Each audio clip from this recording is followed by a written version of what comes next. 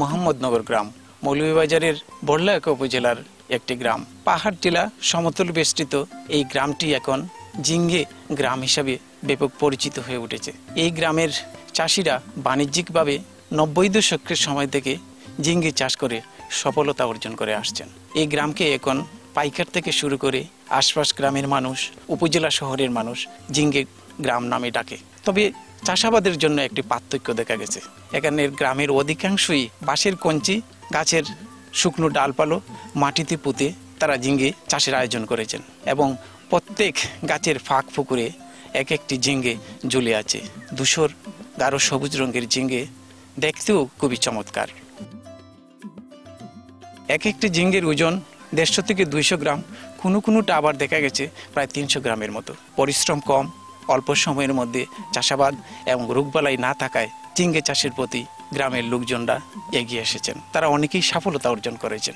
তাদের এই চাষাবাদের প্রতি আকৃষ্ট হয়ে এবং তাদের কাছ থেকে পরামর্শ নিয়ে আশপাশ গ্রামের লোকজনরা, চাষিরা তারা জিঙ্গে চাষ করছেন। কেয়ার জিঙ্গা করলে লাখখানিকের উপরে আমাদের টাকা হয়, ১৫ থেকে ২০,০০০ টাকা আমাদের খরচ হয়। শুক্রবার, মঙ্গলবার, রবিবার ৩ বাজার আমরা জিঙ্গা বাজারও লইয়াতে আনাইলে ওইখানে ফাইকারে লইয়াতেন বেশি।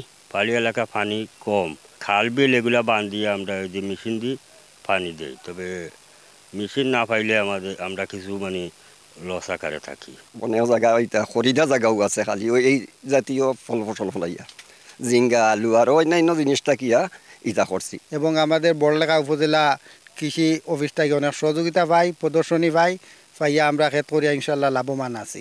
আমার খরচ ১৫-২০,০০০ গেছে, প্রায় আমি ৭০-৮০,০০০ টাকা পাইয়া আছি।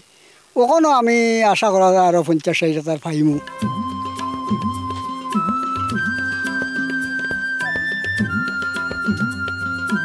এই গ্রামে প্রায় ২০০ থেকে ২৫০ চাষি তারা জিঙ্গে চাষ করছেন। একসময় তারা এই জিঙ্গে ছাড়া অন্যান্য ফসলাদি তারা চাষাবাদ করতেন, কিন্তু উৎপাদনের পর তেমন একটা লাভবান হতে পারতেন না। দীর্ঘদিন ধরে তাদের এই অবস্থা চলছিল।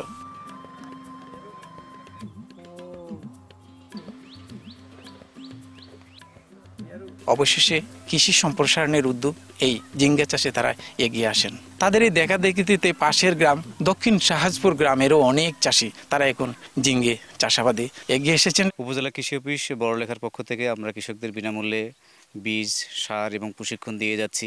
উপসহকারী কৃষি কর্মকর্তা আছেন, তারাও নিয়মিত মাঠ পরিদর্শন এবং কৃষকদের পরামর্শ দিয়ে যাচ্ছেন এবং ভবিষ্যতে কৃষকদের ফলন যাতে বেশি থেকে বেশি হয় এবং কৃষকরা যাতে আর্থিকভাবে লাভবান হয়, এই লক্ষ্যে কৃষি সম্প্রসারণ অধিদপ্তর বড়লেখা কাজ করে যাবে।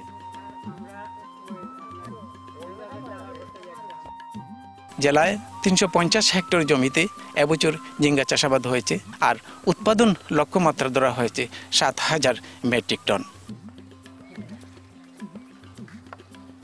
বড়লেখার মোহাম্মদনগর থেকে শাহ ওলিদুর রহমান, সময় সংবাদ, মৌলভীবাজার।